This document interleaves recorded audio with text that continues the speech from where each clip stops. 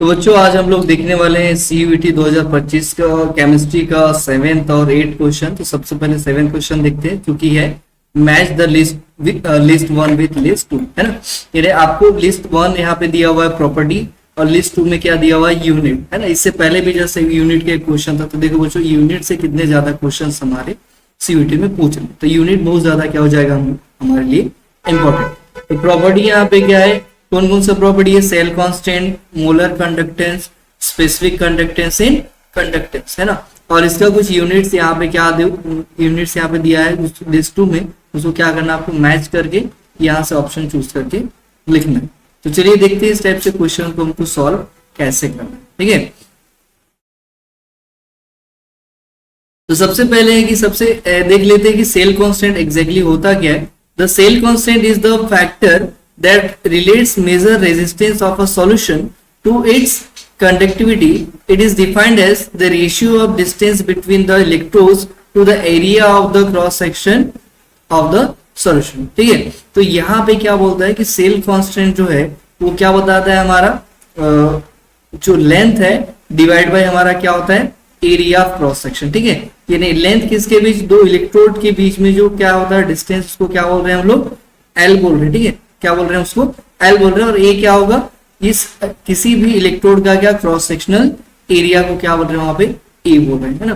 तो इन दोनों के रेशियो को ही क्या बोला जाता है यहाँ पे सेल कांस्टेंट यहाँ पे बोला जाता है ना।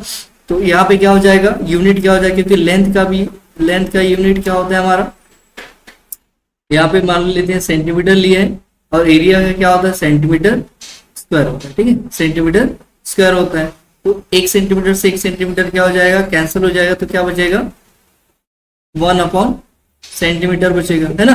1 सेंटीमीटर को आप कैसे लिख सकते हो, सेंटीमीटर इनवर्स आप ऐसे लिख सकते हो। तो यहां से यूनिट क्या आ जाएगा हमारा करेक्ट, सेंटीमीटर इनवर्स, ठीक है बेटा। सिमिलरली आपको क्या करना है, सेकंड देखना है मोलर कंडक्टेंस। तो मोलर कंडक्टेंस क्या होता है, it is the conductance of a solution containing 1 mole of electrolyte in a given volume of solution. तो वॉल्यूम ऑफ सॉल्यूशन कुछ भी जो भी गिवन है उस गिवन वॉल्यूम में, ठीक है, मान लेते हैं वॉल्यूम कितना गिवन है हमारा V वॉल्यूम, ठीक है।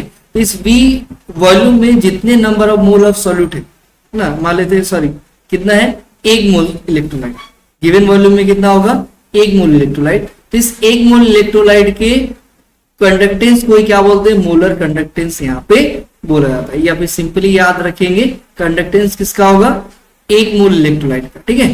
तो 1 मोल इलेक्ट्रोलाइट के कंडक्टेंस को क्या बोला जाता है यहाँ पे हमारा मोलर कंडक्टेंस। तो मोलर कंडक्टेंस का आपको डायरेक्टली यहाँ पे याद रखना है, मोलर कंडक्टेंस का यूनिट ओम इनवर्स क्या होता है, ओम इनवर्स सेंटीमीटर स्क्वायर पर मोल, ठीक है। ओम इनवर्स सेंटीमीटर स्क्वायर और पर मोल यहाँ पे होता है। नेक्स्ट हम लोग देखते हैं स्पेसिफिक कंडक्टेंस, ठीक है। क्या स्पेसिफिक कंडक्टेंस, तो स्पेसिफिक कंडक्टेंस क्या होता है, इसको कंडक्टिविटी भी बोला जाता है। स्पेसिफिक कंडक्टेंस को क्या बोलते हैं हम लोग, कंडक्टिविटी भी बोलते हैं। ये क्या होता है, it is the conductance of a unit volume of solution, ठीक है। तो यूनिट वॉल्यूम ऑफ सॉल्यूशन के कंडक्टेंस को क्या बोलते हैं हम लोग, स्पेसिफिक कंडक्टेंस। बच्चों स्पेसिफिक वर्ड किसी भी वर्ड के आगे अगर लगा हुआ है तो उसका मतलब कुछ ना कुछ वहां पे क्या होने वाला है, कांस्टेंट होने वाला है, याद रखिएगा, ठीक है। क्या होने वाला है वहां पे, कांस्टेंट रखने वाला है। तो कांस्टेंट यहाँ पे क्या है, वॉल्यूम क्या है यहाँ पे कांस्टेंट है। तो एक कांस्टेंट वॉल्यूम या यूनिट वॉल्यूम वहां पे क्या यूनिट मतलब 1 यहाँ पे ले सकते हैं, तो 1 ml 1 लीटर कुछ भी है।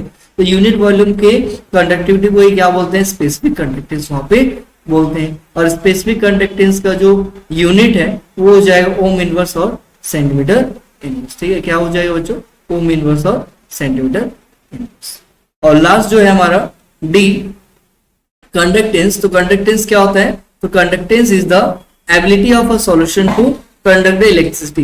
यानी किसी भी सॉल्यूशन का एबिलिटी क्या करने का, इलेक्ट्रिसिटी को कंडक्ट करने का। तो किसी सॉल्यूशन की इलेक्ट्रिसिटी कंडक्ट करने की एबिलिटी को क्या बोला जाता है वहां पे कंडक्टेंस। या फिर क्या बोल सकते हो, जितना इजीली, है ना, जितने इजीली किसी कंडक्टर से क्या पास हो रहा है हमारा इलेक्ट्रिसिटी पास हो रहा है, उसी को क्या बोलते हैं कंडक्टेंस वहां पे बोला जाता है। और ये जो होता है ये इनवर्स होता है किसके, रेजिस्टेंस का, ठीक है बच्चों। तो रेजिस्टेंस की इनवर्स होता है, मतलब 1 क्या हो जाएगा, R हो जाएगा, ठीक है। इसी को क्या बोलते हैं इनवर्स। तो R जो है वो रेजिस्टेंस का यूनिट क्या होता है, ओम होता है, तो 1 अपॉन क्या हो जाएगा बच्चों यहाँ पे ओम हो जाएगा। अब ओम को ऊपर ले जाओगे तो क्या हो जाएगा, ओम इनवर्स हो जाएगा। तो क्या हो जाएगा बच्चों यहाँ पे ओम इनवर्स हो जाएगा किसका, यूनिट कंडक्टेंस।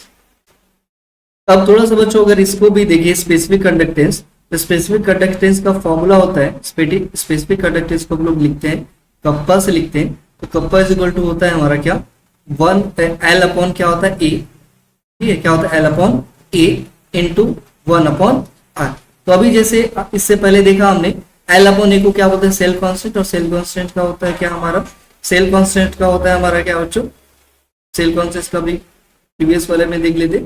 सेल कांस्टेंट का यूनिट हमारा क्या है, सेंटीमीटर इनवर्स, ठीक है बच्चों। तो क्या होगा, सेल कांस्टेंट का क्या होगा, सेंटीमीटर इनवर्स। तो वहां से आया हमारा यहाँ पे क्या, सेंटीमीटर इनवर्स। अब ये ओम इनवर्स कहां से है, जैसे अभी ये डी में देखा हमने रेजिस्टेंस, तो 1 अपॉन आर क्या हो जाएगा ओम इन, यहाँ पे 1 अपॉन आर का क्या हो जाएगा ओम इनवर्स। जैसे यहाँ पे 1 अपॉन आर का क्या निकाला ओम इनवर्स, तो यहाँ से क्या आ जाएगा ओम इनवर्स। तो बच्चों आप इस फॉर्मूले से क्या कर सकते हो, यूनिट को आप वहां से लिख सकते हो कि एल अपॉन ए होता है सेल कांस्टेंट जिसका होता है पर सेंटीमीटर, और 1 अपॉन आर होता है पर ओम। तो दोनों को मिला के, क्योंकि स्पेसिफिक कंडक्टेंस में दोनों है, तो वहां से क्या आ जाएगा फॉर्मूला ओम इनवर्स और सेंटीमीटर इनवर्स। तो सेम तरीके से मोलर कंडक्टिविटी का अगर हम लोग देखेंगे फॉर्मूला क्या होता है, lambda M is equal to होता है बच्चों कप्पा इंटू 1000 अपॉन सी, ठीक है। 1000 जो है एक तरह से वहां पे क्या बता रहा है, आपका वॉल्यूम बता रहा है, ठीक है? क्या बता रहा है, वॉल्यूम वहां पे बता रहा है। तो कप्पा का हमने अभी निकाला क्या होता है, यहाँ से हम लोग इसके यूनिट निकाला। जैसे अगर आपको फॉर्मूला है मोलर कंडक्टेंस का फॉर्मूला पता है, तो वहां से आप लोग क्या निकाल सकते हो, उसका यूनिट वहां से निकाल सकते हो। तो कप्पा का हमने अभी क्या निकाला बच्चों, कप्पा का अभी हमने यूनिट निकाला ओम इनवर्स और सेंटीमीटर इनवर्स, ठीक है। अब ये जो ऊपर में 1000 है वो क्या बच्चों वॉल्यूम है, तो वॉल्यूम को कैसे लिखते हैं, सेंटीमीटर का, वॉल्यूम का यूनिट क्या हो जाएगा सेंटीमीटर का क्यूब, डिवाइडेड बाय यहाँ पे सी क्या है कंसंट्रेशन। तो कंसंट्रेशन को कैसे लिखते हैं हम लोग बच्चों, लिखते हैं हम लोग मोल से। कैसे लिखते हैं हम लोग, मोल से। तो यहाँ पे देखो जैसे कि हम लोग यहाँ पे देखते हैं एक यहाँ पे सेंटीमीटर -1 है, यहाँ पे क्या है प्लस का 3, तो -1 + 3, तो ओवरऑल माइनस प्लस क्या हो जाएगा, माइनस होगा, लेकिन बड़ा डिजिट किस में है, प्लस में है, तो हमारा वैल्यू किस में आएगा, प्लस में आएगा। तो यहाँ से हमारा ओवरऑल क्या निकल के आ जाएगा, यूनिट ओम इनवर्स, ठीक है। यहाँ पे सेंटीमीटर इनवर्स हट गया, तो यहाँ पे क्या आ जाएगा सेंटीमीटर का स्क्वायर, और ये मोल ऊपर चल जाएगा तो क्या बन जाएगा मोल इनवर्स, ठीक है बच्चों। तो ऐसे आप इसका अगर फॉर्मूला पता है तो इन चारों का ऐसे आप निकाल सकते हैं, है ना। तो यहाँ पे हम लोग देख लेते हैं, तो फाइनल आंसर हो जाएगा हमारा क्या, ऑप्शन नंबर ए, फर्स्ट का हो जाएगा बी, सेकेंड का हो जाएगा सी, थर्ड का हो जाएगा डी, सी का हो जाएगा थर्ड, और डी का हो जाएगा फोर्थ, ठीक है। ए का हो जाएगा फर्स्ट, बी का हो जाएगा सेकेंड, सी का हो जाएगा थर्ड, और डी का हो जाएगा फोर्थ, है ना बच्चों। तो देखो वैसे ही डायरेक्ट जो है, तो आप ऑप्शन नंबर ए, जैसा कि हम लोग यहाँ पे देख रहे हैं, तो ऑप्शन नंबर ए हो जाएगा हमारा क्या करेक्ट, ठीक है। सेल कांस्टेंट का सेंटीमीटर, मोलर कंडक्टेंस का हो जाएगा हमारा ये, और स्पेसिफिक कंडक्टेंस का ये हो जाएगा, और कंडक्टेंस का ओम इनवर्स यहाँ पे हो जाएगा, ठीक है बच्चों। अब आ जाते हैं क्वेश्चन नंबर 8 पे, है ना। तो क्वेश्चन नंबर 8 क्या बोलता है, the following statement describes various property of mercury cell. तो आपको मर्क्यूरी सेल का कुछ प्रॉपर्टी यहाँ पे दिया हुआ है, क्या दिया हुआ है, सबसे first converse energy of combustion into electrical energy. ये क्या बोला है कि जो मर्क्यूरी सेल होता है वो कंबशन एनर्जी को किस में चेंज करता है, इलेक्ट्रिकल एनर्जी में। सेकंड क्या बोल रहा है, इट इज रिचार्जेबल, सेकंड क्या बोल रहा है, इट इज रिचार्जेबल। थर्ड क्या बोल रहा है, the cell reaction involves this, है ना। तो सेल रिएक्शन यहाँ पे दिया हुआ है मर्क्यूरी सेल का। और डी और लास्ट है कि it is a low current device use in hearing aid. तो लो करंट डिवाइस होता है जिसका यूज किस में करते हैं, हियरिंग एड्स में। तो हमको क्या करना है बच्चों, choose the correct answer from the options. तो बच्चों यहाँ पे आप लोग ध्यान दीजिएगा, नॉट या इनकरेक्ट आपको वहां पे देखना है कि करेक्ट लिखा है कि इनकरेक्ट लिखा है। तो यहाँ पे आपसे क्या पूछा है, करेक्ट कौन कौन सा ऑप्शन है। तो चलिए देखते हैं कैसे इसको सॉल्व करेंगे, ठीक है। तो सबसे पहले क्या करेंगे, मर्क्यूरी सेल को समझेंगे स्टेप फर्स्ट में। तो क्या हो जाएगा, mercury cell is a type of electrochemical cell commonly used in a small devices such as hearing aids and is also is known for its high energy density, ठीक है, इसमें एनर्जी डेंसिटी ज्यादा होता है। और कॉमनली किसमें होता है, एक इलेक्ट्रोकेमिकल सेल होता है और स्मॉल डिवाइसेस में क्या होता है, यूज होता है ना। इसमें क्या होता है, इन्वॉल्व होता है reaction between mercuric oxide and zinc, यानी किसके बीच रिएक्शन होता है, मर्क्यूरी ऑक्साइड एंड जिंक के बीच में रिएक्शन होता है। जनरल फॉर्मूला जो है सेल रिएक्शन हमारा ये होता है जिंक प्लस Hg, ये हो जाएगा हमारा क्या, जनरल रिएक्शन। तो जनरल सेल रिएक्शन बच्चों आपको याद ही रखना पड़ेगा। तो यहाँ पे देखेंगे mercury cell do not convert combustion energy, क्योंकि यहाँ पे कोई कंबशन तो हो नहीं रहा है बच्चों। कंबशन किस में होगा, हाइड्रोजन फ्यूल सेल में, हाइड्रोजन ऑक्सीजन फ्यूल सेल में होगा, हाइड्रोजन फ्यूल सेल में होगा यहाँ पे क्या, कंबशन। लेकिन यहाँ पे कंबशन तो हो नहीं रहा है बच्चों, तो यहाँ पे हम लोग क्या बोल सकते हैं, यहाँ पे कंबशन नहीं होगा, ठीक है। यहाँ पे क्या है कि मर्क्यूरी सेल जो है वो कंबशन एनर्जी का यूज नहीं करता है और ये नॉन रिचार्जेबल होता है, ठीक है। एंड ये कैसा होता है हमारा, नॉन रिचार्जेबल, यानी रिचार्ज इसको नहीं कर सकते। अब आगे देख लेते हैं इसको कैसे करना है। तो चेक, सभी ऑप्शन को हम लोग चेक करेंगे। सबसे पहला ऑप्शन जो है, it convert energy of combustion into electrical. तो अभी हमने देखा इसमें कोई भी कंबशन एनर्जी यूज नहीं हो रहा है, क्योंकि ये कंबशन का यूज नहीं होता सेल के अंदर, इसलिए ये हमारा ऑप्शन नहीं हो सकता, ठीक है, इनकरेक्ट है। तो mercury cell do not rely on combustion, combustion पे रिलाई नहीं करता, डिपेंड नहीं करता है। It generates electric energy through electrochemical reaction, किसके थ्रू करता है, इलेक्ट्रोकेमिकल रिएक्शन के थ्रू हमारा वहां पे एनर्जी प्रोड्यूस करता है, ना कि कंबशन। कैसे, किसके थ्रू करता है बच्चों, इलेक्ट्रोकेमिकल रिएक्शन के थ्रू, इसलिए इसको क्या बोला जाता है, इलेक्ट्रोकेमिकल सेल बोला जाता है। दूसरा क्या है, इट इज रिचार्जेबल। तो रिचार्जेबल जो है हमने देखा था कि क्या होता है, नॉन रिचार्जेबल है, ये भी क्या हो जाएगा, ऑप्शन कलेक्ट हो जाएगा, यानी एक बार आप एनर्जी दे दिए, यूज हो जाएगा सेल का, उसको दोबारा रिचार्ज नहीं कर सकते, ठीक है, इसलिए इसको क्या बोलते हैं, नॉन रिचार्जेबल। तो सेकंड ऑप्शन भी क्या हो जाएगा हमारा, इनकरेक्ट। ए बी क्या हो जाएगा हमारा, इनकरेक्ट। अब सी वाला देखते हैं, सी सेंटेंस में क्या हो रहा है, the cell reaction involve zinc and this. तो ये क्या हो जाएगा, सेल रिएक्शन हमारा जो है बच्चों क्या है, करेक्ट है।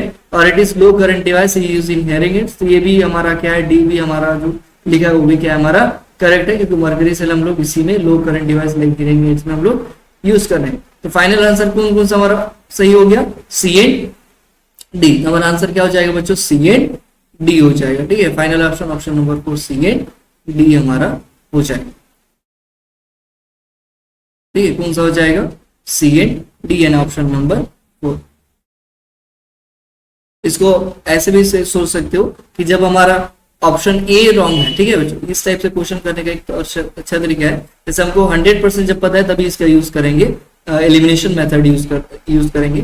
तो अगर हमको पता है 100% कंफर्म है कि ये हो नहीं सकता, क्योंकि ये कंबशन नहीं होता है, इसमें केमिकल रिएक्शन के थ्रू आपको एनर्जी मिल रहा है, ठीक है। इलेक्ट्रिकल एनर्जी किसके थ्रू मिल रहा है, केमिकल रिएक्शन के थ्रू मिल रहा है, ठीक है। किसके थ्रू, यहाँ पे मिल रहा है आपको केमिकल रिएक्शन के थ्रू मिल रहा है, ठीक है। इसके थ्रू मिल रहा है बच्चों, केमिकल रिएक्शन के थ्रू, ना कि कंबशन के थ्रू। तो ये ऑप्शन क्या हो जाएगा, इनकरेक्ट हो जाएगा। तो देखो ये ऑप्शन हमारा फर्स्ट में भी है, सेकंड में भी है और थर्ड में भी है, तो तीनों हमारा क्या हो जाएगा, कैंसिल हो जाएगा। इन्हें हमारा क्या हो जाएगा, answer number 4 C and D only. तो सिर्फ आप फर्स्ट स्टेटमेंट को ही पढ़ के आप आंसर को कर सकते हो। तो ऐसे ही बहुत शॉर्ट ट्रिक के साथ हम लोग आगे भी सॉल्व करते रहेंगे। Thank you.